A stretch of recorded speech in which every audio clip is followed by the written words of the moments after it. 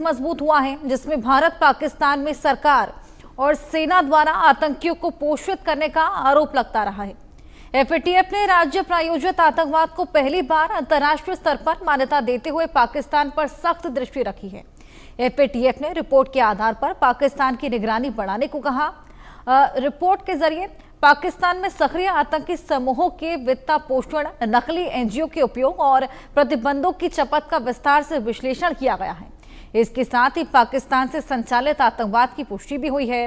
Report ने इस तथ्य को पुनर्स्थापित किया है कि कुछ आतंकवादी संगठन आज भी कई राज्यों, विशिष्ट रूप से पाकिस्तान से प्रत्यक्ष और अप्रत्यक्ष समर्थन प्राप्त कर रहे हैं। इस रिपोर्ट में पाकिस्तान विशेष रूप से उल्लेखित है क्योंकि पाकिस्तान आतंकी समूहों, लश्कर-ए-तैयबा और जैश-ए-मोहम्मद को धन उपलब्ध कराने का केंद्र बन गया है। रिपोर्ट अपने आप में चौंकाने वाली और आंखें खोलने वाली है। एफएटीएफ की ताजा रिपोर्ट से भारत के दावे पर अब मुहर लग गई है। एफएटीएफ ने पाकिस्तान से संचालित आतंकवाद की पोल खोलकर रख दी है। रिपोर्ट में हुई पाकिस्तान से संचालित आतंकवाद की अब पुष्टि। पाकिस्तान राज्य प्रायोजित आतंकवाद का वित्त पोषण दे रहा है।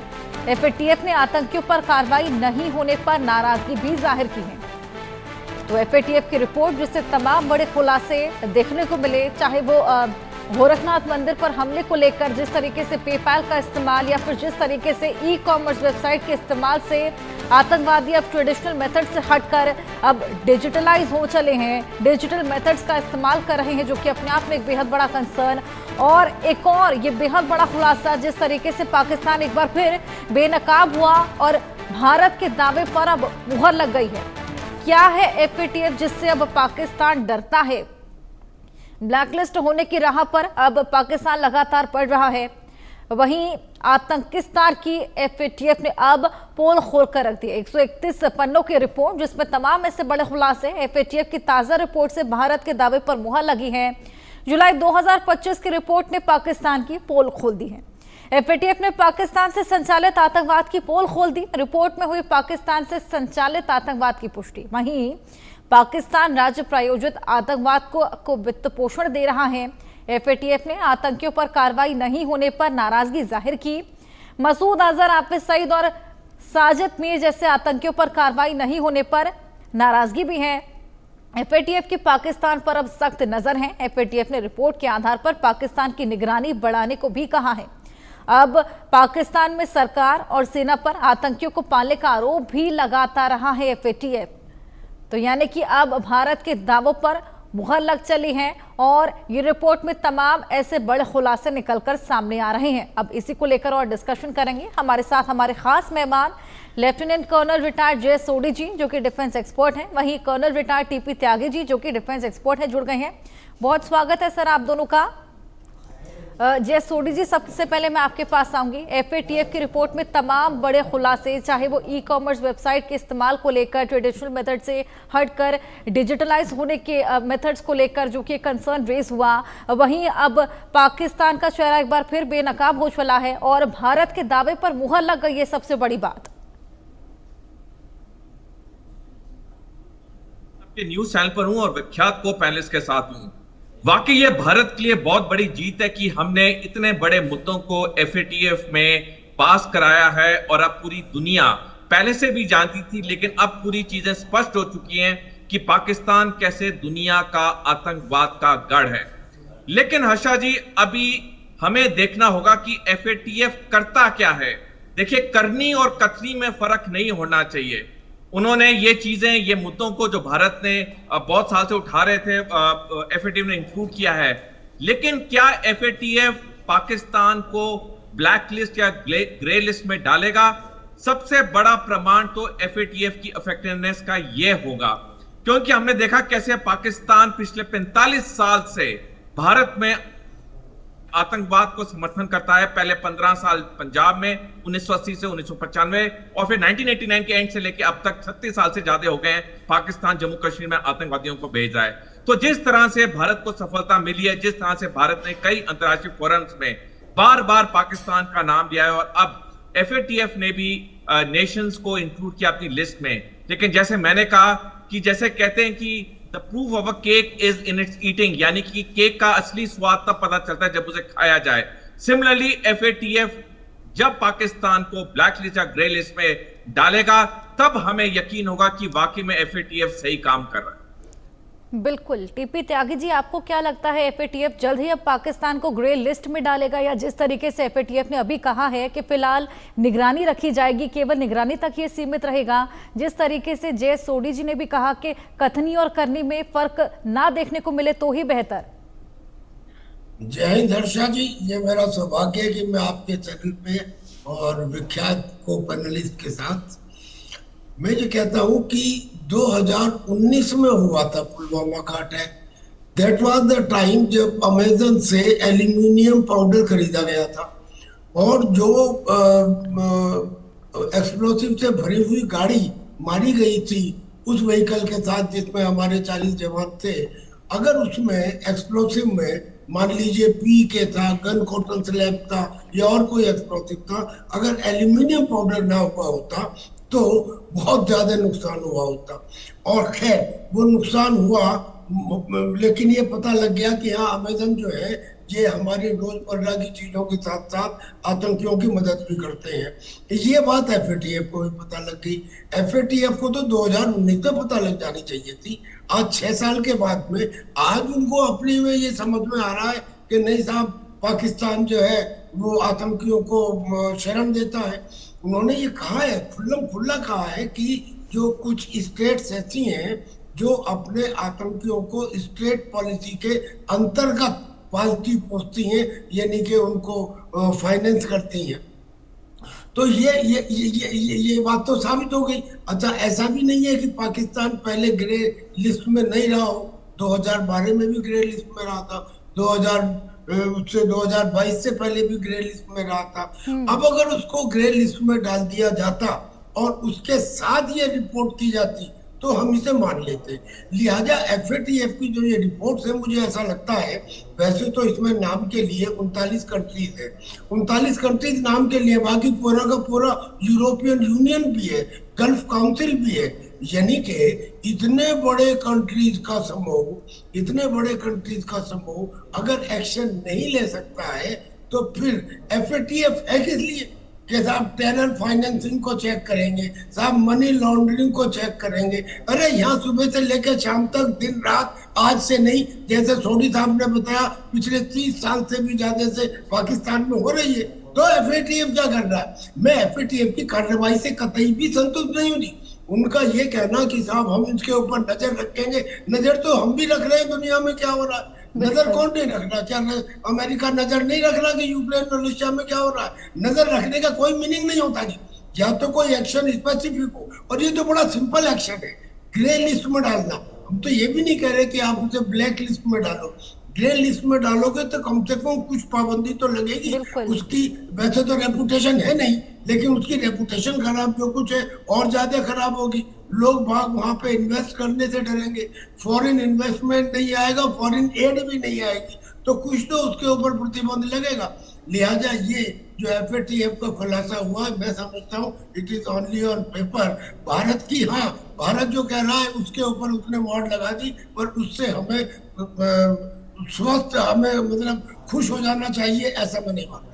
बिल्कुल, 1 स्टेप टुवर्ड सक्सेस, लेकिन इसको माना जा सकता है। जिस तरीके से भारत के दावों पर फिलहाल मुहर लगी है, आप दोनों के पास मैं वापस लौटूंगी। फाइनेंशियल एक्शन टास्क फोर्स यानी कि क्या है एफएटीएफ, ये दर्शकों को समझाते हैं। वित्तीय अनियमितताएं जो होती हैं या फिर मनी लॉन्ड्रिंग, इसको लेकर तमाम जानकारियां ये एफएटीएफ की रिपोर्ट में देखने को मिलती हैं। दर्शकों को ग्राफिक्स के जरिए भी समझाने की कोशिश करेंगे कि एफएटीएफ क्या होता है। Financial action task force money laundering पर ये नजर रखती है। 1989 में ये एक इंटर गवर्नमेंट ऑर्गेनाइजेशन थी जिसको बनाया गया। एफएटीएफ का हेडक्वार्टर फ्रांस के पेरिस में है। दुनिया भर में आतंकी संगठनों की फंडिंग करने वाले देशों पर नजर रखती है ये संस्था। आतंकियों की मदद करने वाले देशों को ये लिस्ट में डालती है, ग्रे लिस्ट और ब्लैक लिस्ट में डालती है। और एफएटीएफ के 41 सदस्यों में 39 देश और 2 रीजनल ऑर्गेनाइजेशन भी हैं। 9/11 के बाद एफएटीएफ ने आतंकवाद पर ध्यान केंद्रित किया। टेरर फंडिंग और मनी को लेकर और भी तमाम जानकारियां रिपोर्ट्स में दी। लॉन्ड्रिंग के आरोपी मुल्कों को ग्रे लिस्ट में शामिल किया जाता है। ग्रे लिस्ट की बात करें तो इसमें जाने के बाद इंटरनेशनल व्यापार में दिक्कत का सामना करना पड़ता है देश को। टेरर फंडिंग और मनी लॉन्ड्रिंग को लेकर साथ न देने वाले देशों को ब्लैक लिस्ट में भी डाल दिया जाता है। दो तरह की list, grey list and black list, जिसका खामियाजा तमाम देशों को जो कि इन लिस्ट में शामिल होते हैं पूरी निगरानी के बाद, पूरा इंस्पेक्शन के बाद, उसके बाद इन तमाम लिस्टों में देशों को डाला जाता है। और लगातार यही मांग भारत के द्वारा की जा रही है कि ग्रे लिस्ट में पाकिस्तान को डाला जाए। ब्लैक लिस्ट तक में डालने की बात फिलहाल हमने नहीं की, लगातार ग्रे लिस्ट में डालने की बात कर रहे हैं ताकि पाकिस्तान थोड़ा बहुत सबक सीख सके। जय सोडी जी, मैं आपके पास वापस आऊंगी। जिस तरीके से हमने दर्शकों को समझाया FATF क्या है, और FATF ने खुद ही एक रिपोर्ट तैयार की है जिसमें भारत के तमाम दावों पर मुहर लग गई है। खुद ही के रिपोर्ट के बाद भी एक्शन नहीं लिया जा रहा, महज निगरानी तक सीमित, ऐसा क्यों? आशा जी, इसका सीधा जवाब यह है कि पाकिस्तान को तीनों महाशक्तियों का पूरा समर्थन है, अमेरिका, रूस और चीन। और चाहे हम कुछ भी कह लें, वो कागज पे कर देंगे, कई चीजों को हमारी एक्सेप्ट कर देंगे, लेकिन पाकिस्तान पे प्रतिबंध नहीं लगाएंगे क्योंकि उसे तीनों महाशक्तियों का पूरा समर्थन है। ऑपरेशन सिंदूर के बाद भारत के 7 बड़े डेलीगेशन 32 देशों में गए, जो कि 59 मेंबर्स के थे। जगह जगह पे हमने बताया कि पाकिस्तान कैसे आतंकवाद को समर्थन कर रहा है भारत में, कैसे पहलगाम उसने कराया धर्म के नाम पे। लेकिन तब भी ऑपरेशन सिंदूर के 1 महीने के अंदर दुनिया की 3 सबसे बड़ी आर्थिक institutions, international monetary fund, world bank और एशियन डेवलपमेंट बैंक, तीनों ने पाकिस्तान को कुल मिला के 43.4 बिलियन अमेरिकी डॉलर का ऋण दिया। और ये तीनों जो अंतरराष्ट्रीय मॉनेटरी इंस्टीट्यूशंस हैं, इसमें अमेरिका का बड़ा हिस्सा होता है वोटिंग का। और इन तीनों इंस्टीट्यूशन में अधिकतर मेंबर्स वही थे जो 2 साल पहले 2023 में भारत में G20 शिखर सम्मेलन के लिए आए थे और यहाँ पे भारत की चाट पापड़ी खा रहे थे, खान मार्केट में फोटो खिंचा रहे थे, दिल्ली हाट में सामान खरीद रहे थे। लेकिन जब वक्त आया भारत की मदद करने के लिए तो उन्होंने वोटिंग पाकिस्तान के लिए की और पाकिस्तान को इतना बड़ा अमाउंट मिल गया लोन में। और यही पैसा पाकिस्तान आतंकवादियों को देता है जो कि भारत में युद्ध करते हैं, भारत के सैनिकों और नागरिकों को मारते हैं। क्या दुनिया के ये बड़े बड़े मॉनेटरी इंस्टीट्यूशंस को ये सब दिख नहीं रहा है? लेकिन उन्हें सब पता है, उन्होंने अपने आंखों को बंद किया हुआ है, क्योंकि जब तक आदेश 3 महाशक्तियों से नहीं आएगा पाकिस्तान पे कोई प्रतिबंध नहीं लगेगा। और जैसे जैसे हमने देखा है, पाकिस्तान चाहे अमेरिका के साथ नजदीक है, पाकिस्तान रूस के साथ नजदीक होने लग गया, पाकिस्तान चीन की नजदीकियां तो हम सारे जानते हैं।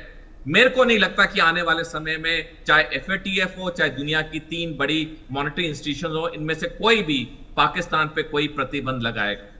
बिल्कुल। TP त्यागी जी, भारत 3 तरफ से दुश्मन देशों से कहीं ना कहीं सामना कर रहा है, और CDS अनिल चौहान ने भी कहा था कि भारत को सतर्क रहने की जरूरत है तिगड़ी से, चाइना, बांग्लादेश और पाकिस्तान की। क्या लगता है इन दुश्मन देशों को लेकर भारत की क्या स्ट्रैटेजी रहने वाली है? किस तरीके से स्टैंड लिया जाएगा भारत की तरफ से? देखिए, मेरा ये कहना है कि भारत को किसी से कोई मदद मांगने की आवश्यकता नहीं है। वैसे भी उधार की ताकत वक्त पर काम नहीं आती। क्या हम बांग्लादेश से या पाकिस्तान से ये उम्मीद कर सकते हैं कि अगर चाइना से लड़ाई हो रही हो तो वो बीच में सपोर्ट ना करें, या अगर चाइना से हो रही हो तो वो सपोर्ट ना करें? ये बराबर सपोर्ट करेंगे। लेकिन उसके बावजूद भी जब ऑपरेशन सिंदूर हुआ तो उसमें अजरबैजान भी था, टर्की भी था, अमेरिका भी था, चाइना भी था, पाकिस्तान भी था। यानी कि 3 नहीं 5 देश थे और 5 देशों को हमने हरा दिया अपनी ताकत के ऊपर। तो इसका मतलब यह है कि अब कूटनीति में बिल्कुल सही कहा सोडी साहब ने कि भाई जैसे अमेरिका मिडिल ईस्ट में इजराइल को नहीं छोड़ सकता, ऐसे ही वो साउथ एशिया में पाकिस्तान को नहीं छोड़ सकता, क्योंकि अफगानिस्तान और ईरान में कोई एक्शन लेने के लिए उसे पाकिस्तान के अंदर अपने मिलिट्री बेसिस की आवश्यकता है। ऐसे ही जो चाइना है वो उसको नहीं छोड़ सकता, क्योंकि अगर उसको छोड़ दिया तो फिर इस एरिया के अंदर अमेरिका का प्रभाव हो जाएगा एशिया के अंदर। और रशिया का मामला जरा ऐसा है कि उसको हम ये नहीं कह सकते कि वो पूरी तरह से पाकिस्तान के साथ है, लेकिन 2 सुपर पावर तो उसके साथ हैं।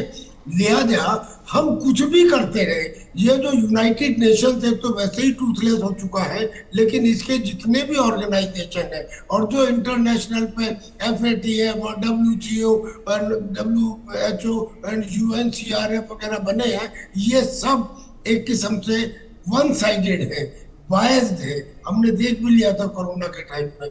तो हमारी अब बेस्ट पॉलिसी होगी कि हम जो अपनी एनर्जी खर्च करते हैं दुनिया भर में ये बताने के लिए कि पाकिस्तान आतंकी देश है, दुनिया जानती है, अब हमें बताने की जरूरत नहीं। क्या दुनिया ने ये नहीं देखा कि आतंकियों के जनाजे को वहां की पाकिस्तानी सेना के सीनियर ऑफिसर कंधा दे रहे हैं, उन्हें पाकिस्तान के झंडे में लपेटा जा रहा है, हीरो कह रहे हैं, और उनको शहीद का दर्जा दिया जा रहा है, शहीद के पैसे दिए जा रहे हैं। पंजाब की असेंबली ने तो यहाँ तक कह दिया कि हाफिज सईद तो मेरे वालिद की तरह है। यानी कि अब इससे ज्यादा कुछ बताने की आवश्यकता है? बिल्कुल। तो हमें अपनी एनर्जी, अब देखिए हम छोटे आदमी हैं, पता नहीं, लेकिन मैं दर्शकों के आपके चैनल के से बताना चाहता हूँ कि हमें अपनी पॉलिसी के अंदर एक चेंज करना चाहिए। काम के लिए नाम के लिए करते रहे, लेकिन हमें अभी किसी इंटरनेशनल कम्युनिटी की मदद की आवश्यकता नहीं, क्योंकि आज तक जो कागज पे मिली जमीन के ऊपर दिखाई नहीं दी, आगे भी इसकी उम्मीद नहीं है। हम अपनी ही ताकत को बढ़ाएं और हम बढ़ा सकते हैं। ऑपरेशन सिंदूर में हमने दिखा दिया है। अब ये उम्मीद करना कि अमेरिका और चाइना पाकिस्तान के खिलाफ जाएंगे, बिल्कुल सही कहा। अगर ये गए होते तो क्या इंटरनेशनल मॉनेटरी फंड में जो हमारे विरोध के बावजूद पैसा दिया गया उन्हीं कंट्रीज के द्वारा जो G20 में ये कह चुके थे कि आतंकवाद किसी भी तरह से, किसी भी रूप में, किसी भी जगह मान्य नहीं होगा, और जो देश इसका समर्थन करेंगे उन्हें जिम्मेदार समझा जाएगा। ये कॉमन जो स्टेटमेंट था उसका हिस्सा है। उसके बावजूद उन देशों ने आतंकी देश के लिए पैसा दे दिया, तो उनसे क्या उम्मीद करना? बार बार अजमाए को अजमाए और बेवकूफ कहलाए, लिहाजा उसकी आवश्यकता नहीं है। We should now totally and totally concentrate on our own energy, and we have proved it number of time and now it is going to increase further। क्योंकि दो बात मैं जरा सा कहना चाहता हूँ, वो ये कि हमारी समझ में ये आने लगा है कि हम भारत में आज तक व्यक्तिगत चरित्र पर यकीन करते रहे, राष्ट्रीय चरित्र पर हमने यकीन नहीं किया। यानी जैसे सहनशीलता है ये व्यक्तिगत चरित्र में 100% होनी चाहिए, मान लेते हैं, लेकिन राष्ट्रीय चरित्र में ये 0% होनी चाहिए। अब बड़ा अजीब तो लगेगा सुन के, मगर सच है कि अगर पृथ्वीराज चौहान ने सहनशीलता दिखाते हुए पहली बार में मोहम्मद गौरी को माफ ना किया होता तो आज हिंदुस्तान का इतिहास दूसरा होता। ये वाली बात के व्यक्तिगत चरित्र में और राष्ट्रीय चरित्र में फर्क है, आज देश के युवाओं को समझ में आने लगी है। हिंदुस्तान अपनी ताकत को समझे, हमें इंटरनेशनल कम्युनिटी से ना तो लड़ने की जरूरत और ना हमें मदद की जरूरत। बिल्कुल। जे सोडी जी, पाकिस्तान का क्या लगता है ठोस इलाज क्या? क्योंकि देखिए अपनी हरकतों से बाज आएगा नहीं, सुप्रीम लीडर्स की शह मिली हुई है, वार करेगा ही, पलटवार हम यहाँ से करेंगे। उन्होंने पुलवामा किया, उसके बाद हमने सर्जिकल स्ट्राइक किया, पहलगाम किया, हमने ऑपरेशन सिंदूर किया। ऐसे में ये सीसॉ कब तक चलता रहेगा? परमानेंट इलाज क्या है?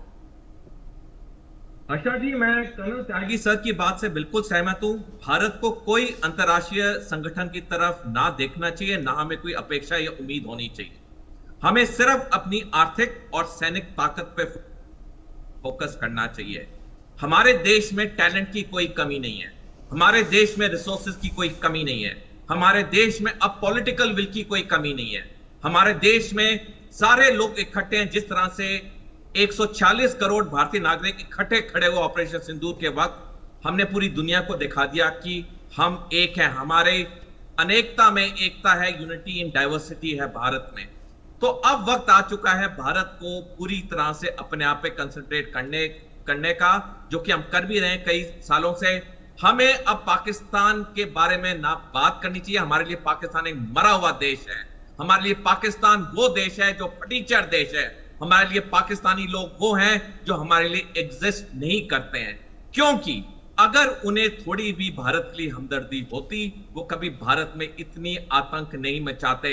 और इसमें पाकिस्तानी सेना और हुकूमत की सिर्फ गलती नहीं है, सारे 23 करोड़ पाकिस्तानी नागरिकों की गलती, क्योंकि वही अपनी सरकारें चुनते हैं, वही अपनी सेना की वाहवाही करते हैं जब भारत के साथ कॉन्फ्लिक्ट होता है, और वही अपने आतंकवादियों के जनाजे में जाते हैं, जब यही आतंकवादी भारत में दहशत फैलाते हैं, तो हमें पूरे 23 करोड़ पाकिस्तानी नागरिकों के साथ, पाकिस्तान एक देश के साथ कोई लेना देना नहीं है। हमें सिर्फ अपने पे कंसंट्रेट करना चाहिए, जो हम कर रहे हैं। और मेरे को उम्मीद है आने वाले समय में हमारी आर्थिक और सैनिक शक्ति में और इजाफा होगा। और पाकिस्तान कुछ भी कर ले, हमने पाकिस्तान को पहले भी 5 युद्धों में हराया है।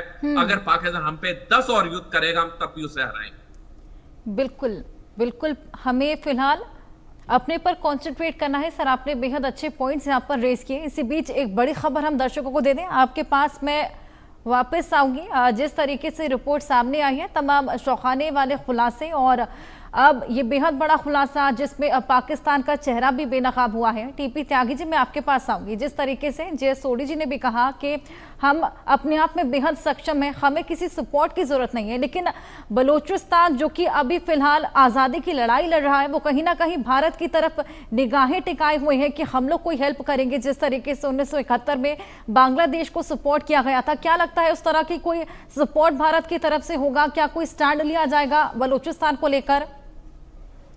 बलूचिस्तान ने अब तक तो कोई स्टैंड नहीं लिया है, लेकिन बलूचिस्तान को स्टैंड हमें बलूचिस्तान के प्रति स्टैंड लेना चाहिए। देखिए, ये मेरे व्यक्तिगत विचार है, इसको ऐसा ना समझे कि ये नेशनल पॉलिसी है। 2-3 बातें बलूचिस्तान के बारे में क्लियर करता हूँ। बलूचिस्तान में एक भी नेशनल टेलीविजन नहीं है, जबकि पाकिस्तान के पंजाब में 500 चैनल हैं। वहां पे कोई एक बड़ा रेडियो स्टेशन नहीं है। यानी बलूचिस्तान की आधी से ज्यादा चीजें निकल के बाहर आती ही नहीं, उन्हें कोई बताने वाला नहीं है। बलूचिस्तान में हेलीकॉप्टर से जिन फैमिलीज को नीचे फेंका गया था लो एल्टीट्यूड से, उनमें से कुछ आज जिंदा है जो गवाही देने को तैयार है।